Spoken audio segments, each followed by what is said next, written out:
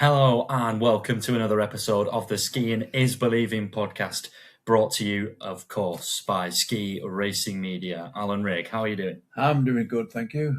I'm very warm. No, very hot, but okay. Of course. Yeah.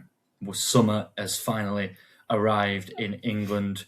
The World Cup is here. More on that later in the show, of course. But firstly, we recorded a segment featuring some of the key news items from the last week or two in ski racing just yesterday. So we're going to insert that now after this intro here. So enjoy 24 hours ago, Matt and Alan talking you through some of the big stories, and we'll be back very shortly in the present day. Alan, we will start with the FIS decision to re-employ Urs Lehmann less than 2 weeks after he had resigned as CEO of the FIS under Johan Elias as president. Following last week's elections in Belgrade, Serbia won by Alexander Oshbelt of Liechtenstein. Urs Lehmann has been re-employed as interim general secretary, replacing long-time Michel Vion, who held that role under great friend and counterpart Johan Elias. What do you think about this U-turn? Well, it might not be a U-turn, it might be planned. It's quite possible that this is the outcome he wanted. You know, he took a risk, but was standing down just in case.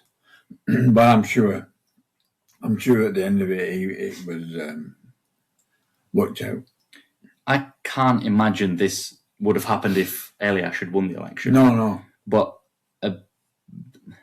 Alexander Oshbelt could have been very clever and kind of said to him, would you come back if I get in?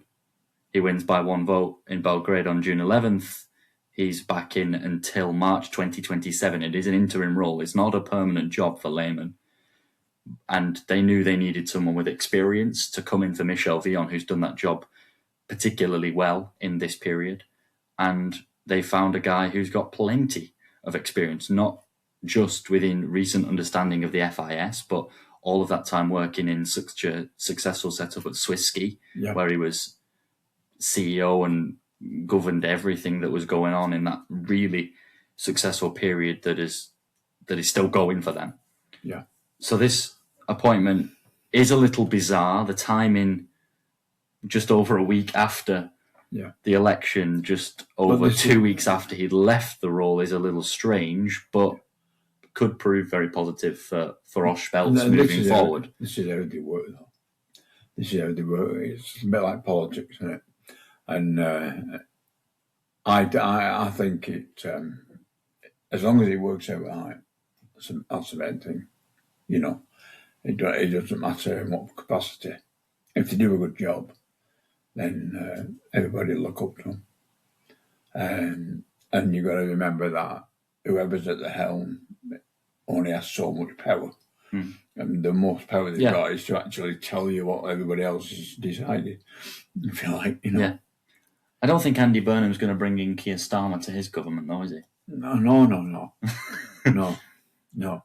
It's not quite the same, but not quite the same, but it's very similar. Do you know what I mean? Yeah. Like, it's a bit bizarre, but we'll have to see how it pans out. Obviously, if it goes well, then, you know. If it goes well, nobody will say another thing. No, this will be the last of it. Yeah, if it goes well. If it doesn't go well, people will be saying, I thought so. I told you so. But you'll always get that. Yeah, we'll have to see how it plans out. But interesting news coming out of the FIS this week. Of course, Oshbelt trying to stamp his authority as coming in as president, getting those roles filled, you would imagine, as soon as he can, whilst also making a sensible and wise decision as to who is best suited to those roles. And this is the first big appointment of his presidency. Since we last did one of these, Alice Robinson has confirmed her move from Salomon, announced that she was departing there earlier in the spring, but we now know that she is a head World Cup rebel, joining Henrik Kristoffersen and Christoph Innerhofer in joining head in this year's transfer window. What do we make of that switch from Alice Robinson of New Zealand? Well, I think it'll be a good switch, actually. Well, obviously she thinks so, and she's the one who's important. And I think she sees it as progress. What is the next step for Alice? Because she's won World Cups, she's won a World Championship silver. Consistent. Consistency, I would argue, has been added. She's finished second in the GS standings last season, second in the Super G just this season. So, I mean, it's right there in front of me, to be honest, as to say win a globe. It might not be what she's got on her mind, but that's how you... The next step. Consistency over season to take the globe. Yeah, consistency over the next step. Get up there, World title in Crans-Montana? Who knows? There's a lot of good... there's a lot of good ones. It's a bit like the Olympics, isn't it? You can't really predict always. Well, it's very similar to the Olympics. Yeah. I'm not saying it's anybody's, but it probably will be. It's anybody's. It probably will be. She's in the mix for me. Oh, yeah, of course. Oh, yeah. I think she's in the mix for the World Cup as well. But so are quite a few other athletes. Yeah. She's probably the only one that could win Super G and GS. Well, she is the only one that could win Super G and GS. Unless you're making rad Sophia Goggia predictions. Which I'm not this year, because I did last year, and that did not work out very well. You've still got Rastaban and Ica. Ica? All right, Ica could win Super G and GS. Yeah. But I can't see it. No. Brignoni? It's possible. Possible. If she does come back anywhere near like she was at the games or the season before, she could win a few globes again. Yeah. But we'll have to wait and see. Yeah. In terms of head, what a huge signing they've made, putting pen to paper earlier than expected. Yeah. Olympic and world downhill champion Franjo von Allmen has extended to 2030. I'm sure head fans up and down the country, all over the world, were a little bit worried when he said, it's thank you season, thank you head. You'll see the next chapter soon, because we were all panicking and thinking, where is he going? But just a day later, he announced that he was staying put with the Rebels on. Yeah, I would think not only will he be pleased, but head will be pleased. Head will be very pleased. Never mind the fans, head will be happy. Yeah, Rainer Salzgeber, head chief director at Head, will have a smile on his face with those two pieces of news. Yeah. What does this mean for him going forward? He's won big races on the World Cup tour. He's won the two biggest races aside from that. He's accomplished most things already, and he's only 24 years old now. He's got to do it. He's got to get more, I think, to satisfy him. I think he's got to get more top podium. He's only got 5 World Cup wins. Yeah, I know. And he's got 5 major championship goals. Yeah, I know. He's got to transfer that success to the World Cup. Because, as you know, I always believe, I know everybody will shout me down, but Olympics, World Championships, great. But consistency over every weekend, to me, is more important. And to the athletes. And to me, somebody who wins a small globe, if you like, that is more value to me, because I think, well, they're consistent and they're doing it week in, week out, not just one occasion. It's great to win a gold medal. Don't get me wrong. Great to win a gold medal. Great to win a gold medal, or a silver, or a bronze. But to actually get that globe, I think, to me that would be more exciting. Right? Could you see him walking away from Sun Valley, Idaho, with a downhill or Super G globe under his arm in March? He could do. Or is he? This is the thing with Franjo for me with globes, is he risks so much that his mistakes in various races over the course of the season cost him a 12th place finish somewhere. Yeah. Or a DNF. Yeah. And Odermatt's not doing that very often, or often enough for him to register the points enough to win the globe. The thing is, I believe once Von Allmen irons out these little rashness, this little bit of rashness, that puts more pressure on Odermatt. Yeah, it's not a Christopher Jakobsen issue. No. It's a Manny Feller issue. Yeah. Let's say. Yeah. Or Clement Noel? I think it's just an issue of I'm going for it. And if it don't work, it don't work. Yeah. Having spoke to him, I think he's just the type of guy who he loves what he's doing, he enjoys what he's doing, and he's just gonna go out and do what he likes to do. Yeah. And if he wins, he wins. If he doesn't, then good luck to whoever did. Great. Congratulations to anybody else. Yeah. That can win. Yeah. It's a good way of looking at it, I think. Yeah. Should we get a bit romantic? Oh, if you want, I'll move over here. And I don't mean me and you. I know that. Because on Saturday, at their wonderful home just outside Lake Garda, Luca di Aleprandini of Italy and Switzerland's Michel Gissin got married. Oh, very good. It's good. They've been together for a long time. They have, 12 years. Yeah, 12. 12 years. Yeah. And he proposed 2 years ago. It's taken a while to say yeah. No, I think she said yes at the time. They've just got married. Yeah. That's good. I think... That's nice. And this might sound a little bit like, what are you talking about, Matt? Yeah, it might. Go on. Yeah, it usually does. But I think this could be career-changing for the both of them. That's a bit... Because Gissin could very nearly ended her career in St. Moritz in December. Yeah. And we still don't know whether she's going to come back. No, that's true.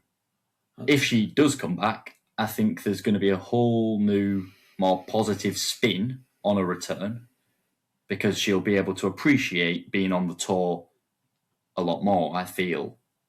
Having had a serious speed crash, which she hadn't really had before.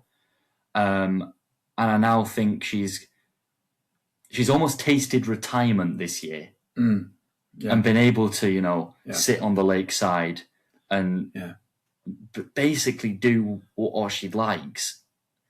And obviously what she likes is still training and working hard to come back. And I'd love to see her come back. As for Luca di Aleprandini, his season was a little bit hit and miss, dropping outside the top 20 in the giant slalom standings in an Italian team that seemed a little bit out of sorts. I remember speaking at the start of last season, and Vanessa hit the podium in Beaver Creek and saying how influential Mauro Pini had been coming into that role, but he went before the games or just after the Olympics when they'd had a really bad time of it in tech. And Di Aleprandini was part of that, and he's 35. Yeah. That retirement question may well be lingering, but I could see him having a turnaround. Yeah, they could decide. They may have decided to have one last fling this year. Fling of their careers, not their romantic lives. Their careers. Yeah. Just iron that one out. I would imagine so. I would imagine they've said to each other, shall we just give it another year and then see how it goes. Yeah. Yeah. Okay. I didn't know whether you were going to say something. No. Gissin. Yeah. Has done all disciplines. She's done a lot of things you can do. She's won World Cup, but she's won a World Cup. Yeah. 21 podiums. Double Olympic champion, double World Championship medalist. She's really been such a key element, particularly in slalom, of this generation. Yeah. And she's another one. Without Shiffrin and Vlhova, her career would look miles better, World Cup-wise, on paper. And it looks pretty good right now. Yeah. Switzerland have missed her, have they? Possibly a little bit, yeah. I think in speed they have. Because she doesn't do slalom. She'd retired from slalom competition, hadn't she? At the start of the season. Yeah. In speed, though, where they also had Guparami out and Suter out at the start of the season. Yeah, they had a tough start for the Swiss team. Yeah. But... and then you had Blanc and Schmidt and Suter coming back and coming through. Yeah. Yeah, it gave other skiers opportunity, which was good. Yeah. Moving on, we've had a couple of retirements, both coming from the Austrian team. And I'll tell you who they are, of course, firstly, because both Lena Wechner and Vanessa Nussbaumer in the last couple of weeks have stepped away from international competitive ski racing. Firstly, before I run through their careers and their various accomplishments, are you worried for the Austrian women's speed team? Not really. They've still got backup. Well, not backup. They've still got some very good athletes. Okay. They've still got that and Huta. Yeah. So and there may be somebody else hanging about there. Ortlieb? Well, Ortlieb as well. Yeah, sorry. But there's also probably some young ones ready to step up. Others, because teams like Austria and Switzerland, they don't just have a couple. They have a plethora of people, don't they? A what? A lot of people. A plethora? Do you mean a plethora? Yeah, I know, it's the way it comes out. I said that, but it came out different. Brilliant. I'm worried. You don't worry, mate. No, I'm not worried. Don't worry. I'm not that worried. It's not keeping me up at night. No, football's keeping up at night. Yeah, true. Allez, le bleu. I'm worried for them, really worried. Yeah. Huta's retiring, Pugner's gone. They've lost these two who had great Europa Cup careers and added great depth. Yeah, they did.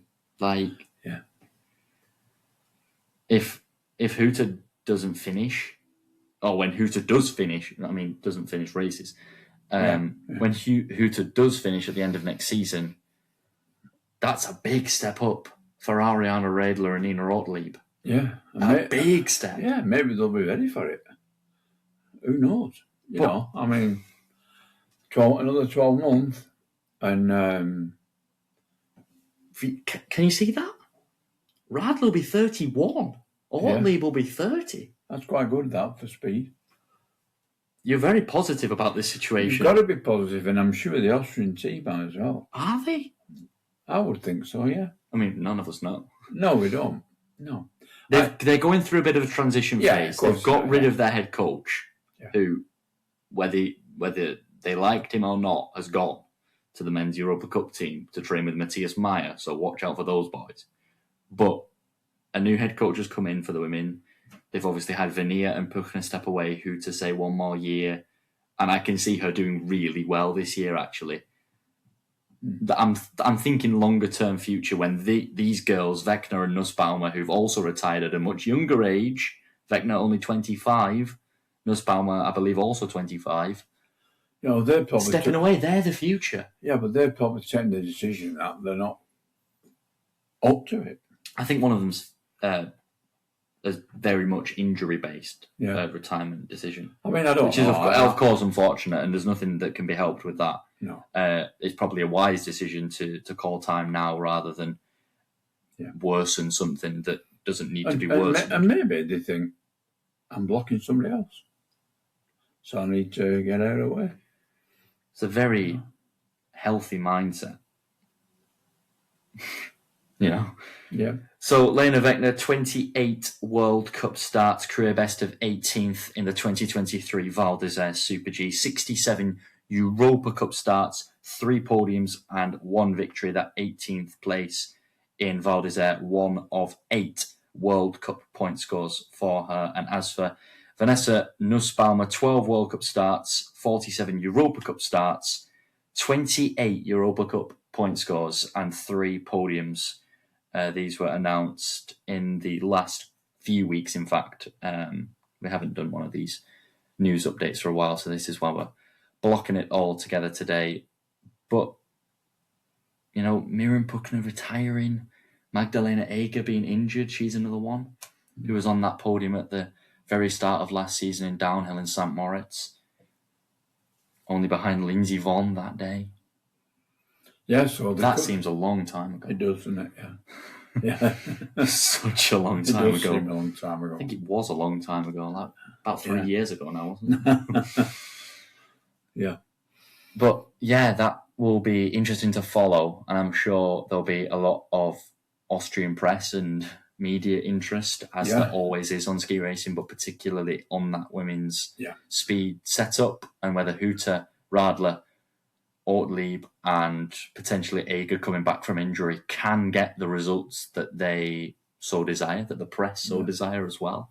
And of course, we always have to wait a little bit longer for the speed season to kick in. So it's always interesting having seen some of those tech giants get involved to see what the speedsters are up to. But obviously that is still quite a while away. It is. It is. But we won't be too long away before our next episode because we've got another interview coming out in less than a week's time. So stay tuned across the socials and across Spotify, of course, for all of that. Hit like, subscribe, wherever you're watching. Go find us on Instagram as well, at Skin is Believing Podcast.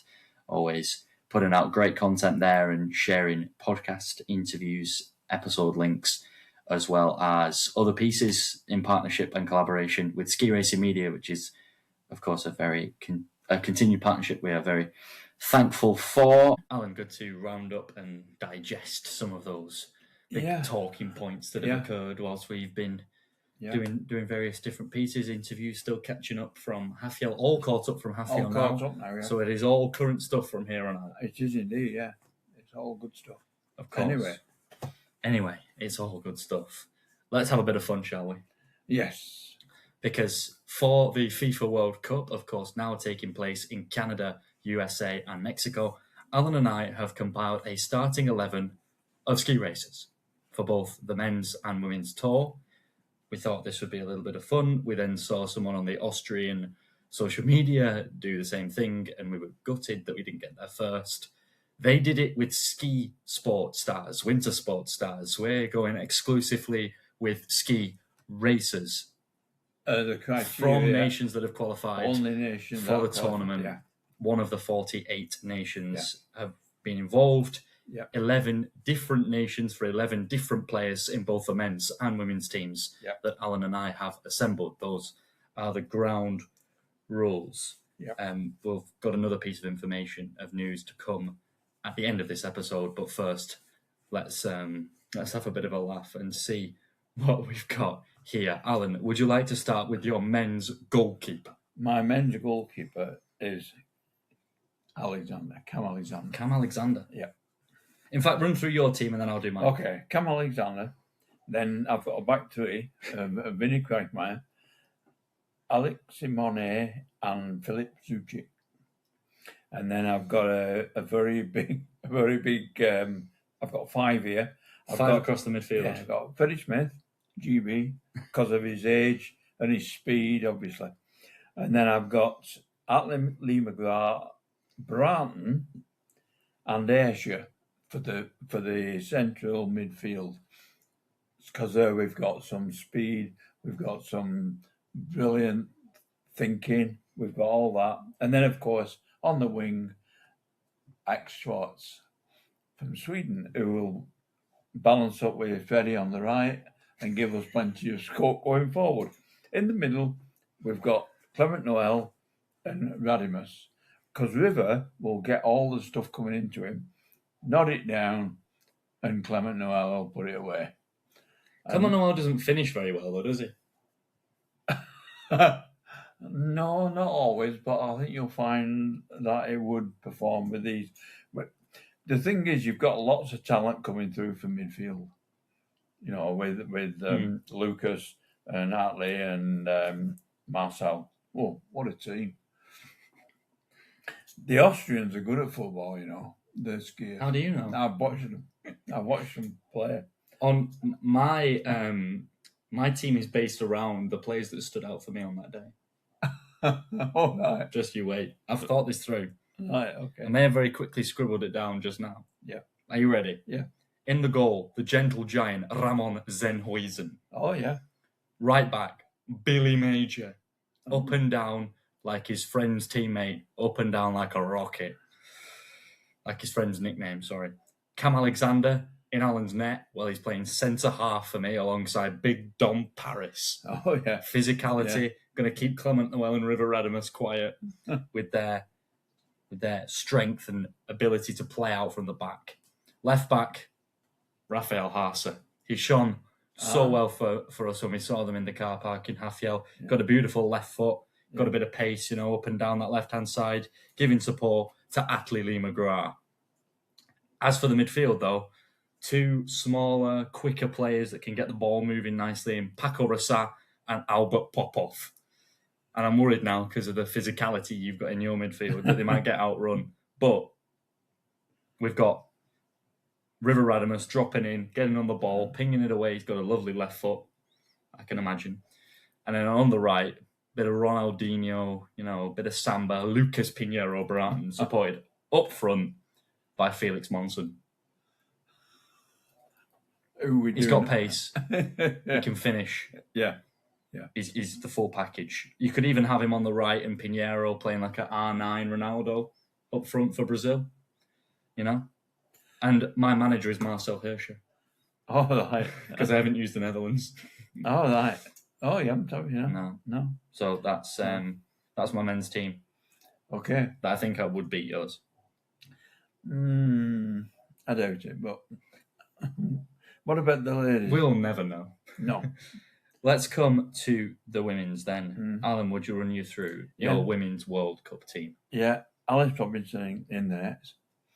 She might not be tall as stature, but she's very agile.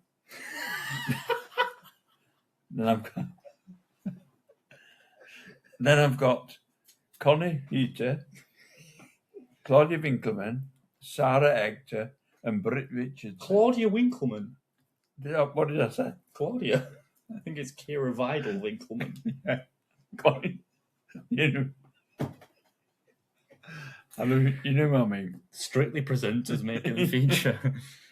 And Britt Richardson on the... I like that. Yeah. And then I've got a 3 in the middle. I've got a 4-3-3. I've got Lee, Moltzan, and Reese Bell. And then up front, what a forward line though. Really? Yeah. Zinkelucic, Camilas for guile and speed. Guile? And in the middle, Fearless Ledetska. Esther will be there at the end, nodding on him. Yeah. Right. That's interesting. That's a good team. Yeah. I like that. Yeah. I'll talk through mine. I've got Emma Eicher in the goal. Yeah. She can play out from the back. Yeah. She's a big presence. She can come out and punch. She can come out and catch, considering how small your team is. At right back, I've gone Canadian as well for fullback, Valerie Grenier. Yeah. Back, centre backs, Breezy Johnson and Kaiser Vikov-Lee with that aerial presence. Yeah. Also a threat on set pieces in free kicks and corners for us. Left back, Roman Miradoli. Beautiful arc of a Super G turn, arcs in from that left-hand side, getting it up and down. Midfield, I've gone for Tech 2, Zrinka Lutic and Sarah Hector, which you've both got in there in different positions though. Godju on the right. Goot Barami on the left. Alice Robinson providing for Cornelia Hooter. I've got Robinson in the 10. I feel like she's messy in that role. She can wander around, pick up the ball when she wants and just create things. I get the feeling that your team would win, yeah. No, I get the feeling your team would win. Has just been made up from anybody. Whereas mine has had a lot of thought. My team's been made up of anybody. Yeah. First of all, you said, like, who can I put in there? That'll do. Who can I put in there? No, not at all. Whereas mine has been tactically made up. And most of it through knowing that the girls would be good at what I've put them for. Yeah, mine would be as well. I'm going to give them a call, actually. See if they'll put this team together and get them entering some tournaments. And I'll be the manager. Yeah. You know my managerial success. Taking the University of Lancashire Sports Journalism first teams to the victory. Yeah, 100%. We won one and drew one. 100%. 100% trophy success. Yeah. Some pretty big news dropped on Tuesday. And that is that 48-year-old greatest American male ski racer, of all time, Bode Miller, has been arrested. Now, this incident took place earlier this month while he was in Idaho, as has now been revealed in Miller's social media statement, which I can read out for you in a moment. He was driving in Idaho with his friend in the car, and Bode Miller was pulled over by the police for accelerating down the highway, and the police went through their usual checks. This is the exact social media post that he put out on Tuesday evening. I was pulled over for accelerating while passing another vehicle on a highway in Idaho. My friend who was traveling with me had a small amount of cannabis and a cannabis pipe in his possession, which I was unaware of. We fully cooperated with the officer, and I'm hopeful that the misdemeanor charges will be dropped once the facts are reviewed. We feel, or I certainly feel, that this had to be reported on by us, not in a way to especially draw attention to the incident and to Bode Miller being involved in this. How much he was involved is obviously unclear to us. There is a court hearing once again on the 29th of July, and if anything comes of that, of course, we will again report the facts. That is our job. But I felt it was important for us to speak up on it because a lot has been circulating in the media very quickly after the news was revealed by TRZ in America on Tuesday. People have very quickly taken to the fact that a world and Olympic medalist, a terrific ski racer, one that lit up every race and got fans all across the world off their feet, is a lot of ski racers' idols. He's a lot of fans' favourites. But it's been done in a way to draw attention to it and to get the clicks that a lot of social outlets and a lot of news websites are looking for. We're not here to do that. As I say, we are here to report, and that is what we're doing, Alan. Yeah, I mean, to be quite honest, which is difficult to do in these situations. This is the problem with social media. It can do a lot of good things, but it can also harm a lot when people get hold of it, and they just pick and choose what they want to let people know. But as far as Bode Miller is concerned, I think also it needs pointing out that it is only a law in Idaho. In his own state where he's from, and a lot of other states where he has lived and does live now, this wouldn't be punishable. It's legal. It's illegal. And again, as the statement there says, we have to believe that statement. Of course, it wasn't him who had the drugs in his possession. No. However, the fact it was in his car whilst he was driving is deemed the driver's responsibility, I suppose. Yeah. We don't know the ins and outs, and all the laws are, of course, very different in America to as they are even here in the UK. Is a huge difference. Exactly, yeah. You know. A lot of American listeners might well be thinking, well, that's fine where I'm from. But not in Idaho, which is, I believe, one of the stricter states when it comes to restrictions and rules like this. Another thing to point out is that this incident has come 3 days before the anniversary of his daughter's death. She passed away tragically, actually drowned, I believe, very close to home when she was just 19 months old. And that is a horrible thing for any parent, any person to have to go through with a family relative. Again, this isn't, as horrible as it is, that isn't an excuse to break the law. Well, no, as we can't say that because he's not breaking. No. You know, and this is, as you would imagine, for a parent, a very difficult time when that anniversary comes around every year. And as it is June and it is Men's Mental Health Month. These key themes are always coming up. That, you know, these matters have to be spoken about in whatever circumstance, and as hard as things like this are for parents, for everyone, and especially I would imagine for such an athlete, a high-profile athlete that was very kind of what's the word? A typical male, you would say. Yeah. A tall, strong, powerful, no-nonsense athlete that has kind of grown up almost in the wild a little bit, and wouldn't feel like he could necessarily express his emotions is the point I'm trying to get at. And again, I'm not speaking for him or kind of making excuses for what's happened, but these are factors that have to be considered for the journalists that are taking the time to report and make this seem like a not necessarily a bigger deal than it is, but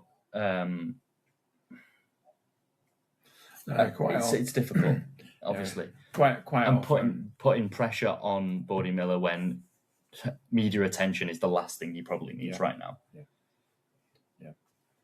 These things just have to come into consideration from press, from us, from lots of other people, and I really hope that he can kind of come through this and get back to living his life, because he has got 6 other children as well to take care of. His wife has been involved in speaking out about the incident that happened to their daughter, which is just horrible. It's tragic. And yeah, if that's happening to people, then it is hard, but it is better to speak up.